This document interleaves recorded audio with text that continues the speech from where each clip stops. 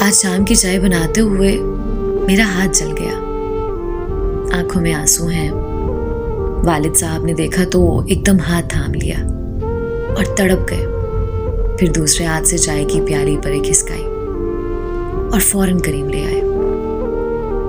अब मरहम भी लगा रहे हैं और वालदा साहिबा की क्लास भी।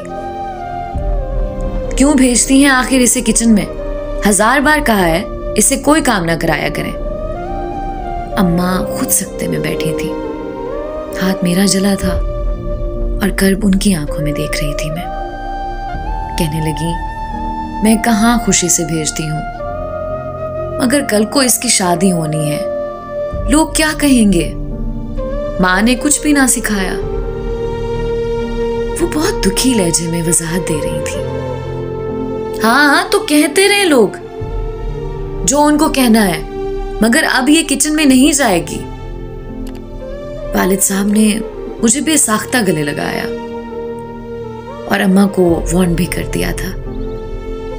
मुझे खुश होना चाहिए था, मगर मैं नहीं हुई। मैं बस अम्मा के हाथ देखी जा रही थी, जिनके अंगूठे सब्जियां काटकर निशान ज़दा हो गए थे। कितनी ही बार उनका हाथ जला था। स्याह दाग नुमा निशान मौजूद थे। अलबत्ता जख्म मुंदमिल हो चुके थे, बल्कि अभी हफ्ता पहले छुरी से शहादत की उंगली पर इतना बड़ा कट लग गया था। बहुत खून बहा, मगर उन्होंने पट्टी भी ना बांधी कि बस ठीक है ठीक है। मगर कुछ भी तो ठीक नहीं था। मैं वालिद साहब को बताना चाहती थी कि वो भी तो किसी की बेटी है। उनके अब्बा नहीं रहे तो क्या हुआ? उनके शौहर तो माशाल्लाह हयात हैं।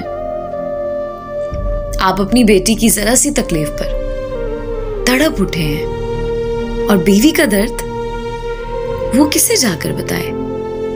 वो कौन महसूस करेगा? वो किसी की बेटी नहीं है क्या?